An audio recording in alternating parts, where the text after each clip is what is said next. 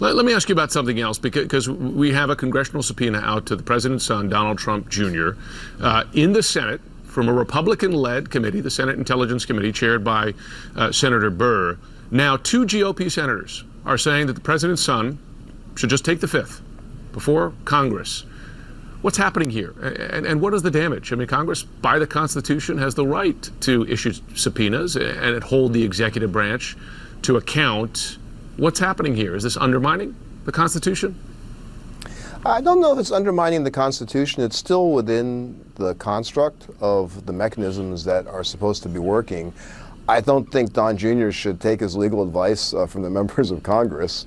And also, if I were advising him as his lawyer, I would point out that taking the fifth is not a magical shield against everything. I mean, it's not impossible that they could grant him limited criminal immunity, and that would pierce his Fifth Amendment assertion. Now, that's complicated, as we saw in Iran-Contra.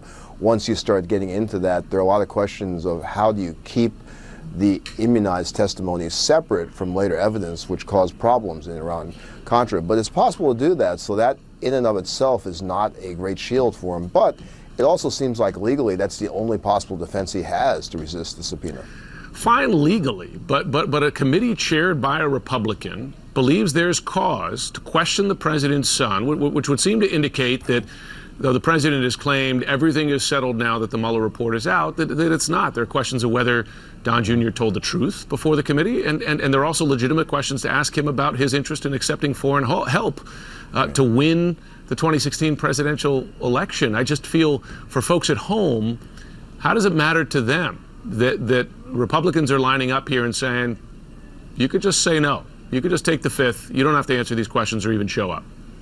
Yeah, I think it hurts the legitimacy of Congress that they have their own members taking that position. And obviously Congress is political, but it's such an obvious partisan position that they don't want him to testify anymore because they're afraid of what might come out, that they're actually offering him legal defenses, legal advice not to do it in such a public forum. That's, it's pretty unprecedented, and it's really just quite transparent, too. Yeah, I mean, we could grow numb to these developments, but they matter.